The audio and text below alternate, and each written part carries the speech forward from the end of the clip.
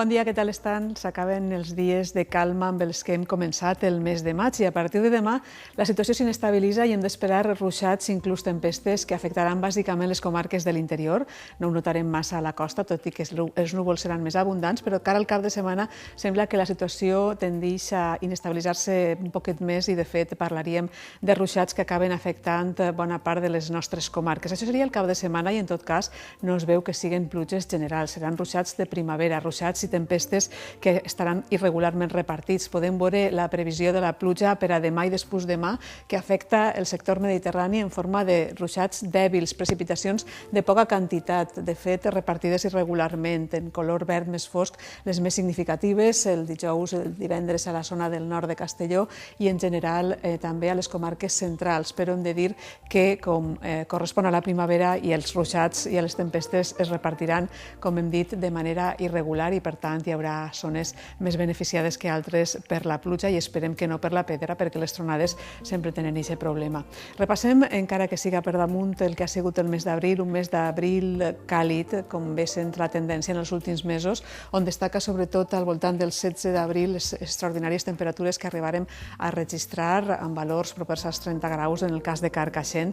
Els dies més freds a primer dels mes amb gelades que deixaran 2,8 graus a Vilafranca, negatius, i també temperatura negativa a Villena. Però en general, durant tot el mes d'abril, el que hem de destacar és que majoritàriament hem estat per damunt dels valors habituals. Un mes càlid i que ha estat normal pel que fa a la pluja, tot i que hem de dir que aquesta situació no alleuja ni molt menys el dèficit hídric que patim de l'hivern i de la tardor. Però podem veure com el 2016 la situació ha vingut caracteritzada per una pluja que ha sigut molt propera al que és habitual, però lluny de la pluja més important del 2007 o del 2013.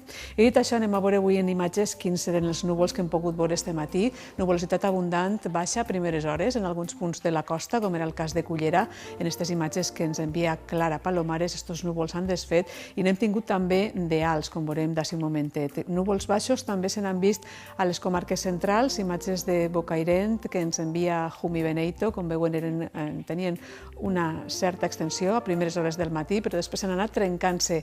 I hem pogut veure també algunes pinzellades de núvols alts, com veuran en les següents imatges. Espectacular fotografia de Benidolets, la que ens envia Elio Javier Alsina. Els mateixos núvols que també hem pogut veure una vegada s'han desfet els baixos a Cullera, imatge que ens envia Maria García Gascó. I justament aquesta nuvolositat la podem distingir també a la seqüència d'imatges del satèl·lit Meteosat, que ens mostra els núvols que van arribant de la borrasca que està afectant la zona del sud de la península Ibèrica i que en els pròxims dies té tendència a desplaçar-se cap al nord. Ja han enviat els primers núvols sense conseqüències avui, núvols alts, com poden veure, aquestes línies de nuvolositat que podíem veure en aquestes imatges que ens han enviat, en aquestes fotografies, i núvols que aniran fent-se més presents al llarg de la jornada. De sud a nord aniran afectant les nostres comarques i també, a partir de demà, serà la primera nuvolositat, darrere la que ve serà la que deixarà precipitacions al llarg de la jornada de demà, especialment cap a l'interior. Repàs de les temperatures mínimes. No hi ha hagut gelades avui, cap al Castelló, les més baixes,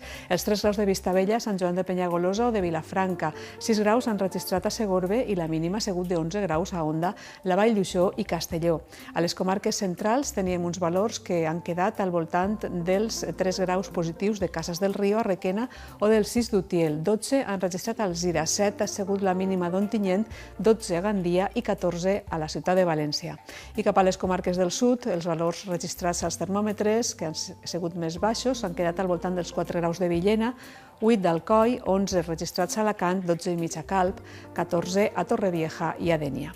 I respecte al mapa isobàric previst en superfície, la previsió meteorològica que veurem a continuació per a demà i després demà, hem d'estar pendents d'aquesta borrasca. La tendència que té de moment és a desplaçar-se de sud-oest cap a nord-est i això farà que progressivament la situació s'inestabilitzi en la nostra àrea, si tenen les línies d'inestabilitat que aniran afectant la península Ibèrica des de l'interior cap al litoral mediterrani peninsular. Amb aquesta situació, tal com es veu avui, el dia més inestable serà el cap de setmana, dissabte i, de fet, diumenge, on també parlarem parlarem de possibilitat de tronades a les comarques de l'interior que puntualment podrien ser intenses. La previsió fins a aquest moment ens fa parlar per avui d'un dia marcat per la nuvolositat mitjana i alta que anirà afectant de sud a nord el nostre territori, però sense possibilitat de precipitació. Avui continuem amb un dia molt tranquil, amb vent variable, fluix variable, allevantat, amb temperatures que no patiran grans canvis o que seran lleugerament inferiors, perquè recordem que ahir les màximes arribaren als 28 graus en molts observatoris de les comarques centrals. Avui no creiem que siguin tan elevades i, de fet, demà sí que notarem un ambient prou més fresc, i és que el cel anirà tapant-se de sud a nord, sobretot cap a la meitat sud tindrem el cel ben cobert i, de fet, la possibilitat de ruixats, que és més probable que afecten les comarques de l'interior i que, sobretot, demà estaran centrats cap a la zona sud, tot i que aniran desplaçant-se cap al nord. Les temperatures, com els comentem, més fresques, màximes que no pujaran tant, sobretot com ahir.